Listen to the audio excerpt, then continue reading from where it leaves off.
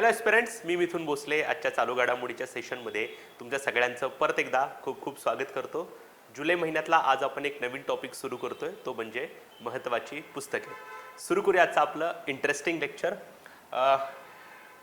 काही लोक पहिल्यांदाच लेक्चर बघत असतील त्यांच्यासाठी महत्त्वपूर्ण सूचना की इथं आपण पुस्तकाचं नाव आणि पुस्तकाचं लेखक अशी इन्फॉर्मेशन त्या ठिकाणी दिलेली असते. आपण डिटेलमध्ये जास्त घेत नाही, कारण कुठलीही संबंधित परीक्षा घेणारी तुमची यंत्रणा असू दे, त्याच्यामध्ये प्रश्न विचारताना पुस्तकांवरती पुस्तकाचं नाव दिलं जाईल आणि त्याचा लेखक तुम्हाला त्या ठिकाणी विचारला जाईल. ओके, सो अशी काही यादी आपण त्या ठिकाणी बघणार आहोत, जी जुलैमध्ये प्रकाशित झालेली पुस्तकांची यादी त्या ठिकाणी आहे. ओके, पहिलं पुस्तक आहे द योगा सूत्रा फॉर चिल्ड्रन, रूपा पै यांचं पुस्तक आहे, जे अतिशय महत्त्वाचे पुस्तक आहे.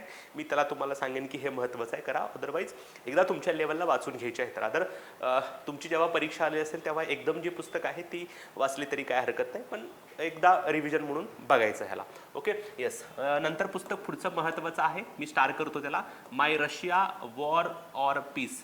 मिखाईल शिश्किन नावाचा व्यक्ती आहे रशियाचा, त्याने हे पुस्तक लिहिलेलं आहे.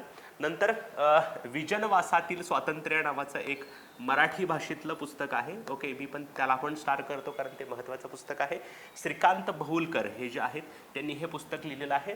तिबेटी धर्मगुरू जे आहेत त्यांचं नाव आहे दलाई लामा. या दलाई लामाच्या आत्मचरित्राचा मराठी अनुवाद जो आहे तो आहे विजनवासातील स्वातंत्र्य. Okay, yes. नंतर आहे Vivekananda the philosopher of freedom, Govind Krishnan V यांचं हे पुस्तक आहे. ओके, नंतर आहे who's afraid of gender. Okay, आणखीन एक महत्त्वाचं पुस्तक. ओके, याला पण आपण स्टार करूयात, who's afraid of gender, Judith Butler यांचं हे पुस्तक आहे.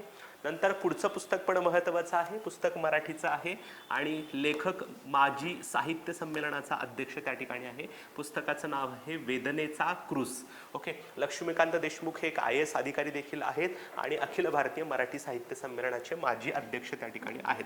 सो लक्ष्मीकांत देशमुख यांचं हे वेदनेचा क्रूस नावाचं पुस्तक आहे. ओके, नंतर दक्षिण कोरियातल्या मुलांनी एकत्र येऊन एक बँड स्थापन केलेलं आहे, त्याचं नाव आहे BTS.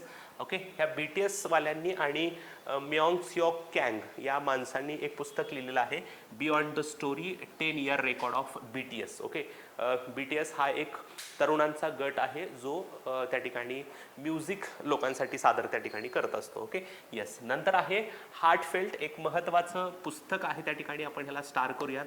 अतिशय महत्त्वाचं पुस्तक आहे, कारण इंदिरा गांधी यांना जेव्हा हत्या करण्यात आली तेव्हा त्यांना पहिल्यांदा दवाखान्यात जेव्हा आणण्यात आलं तेव्हा त्यांच्यावर उपचार करणारे डॉक्टर म्हणून P. वेणुगोपाल यांचं नाव घेतलं जातं.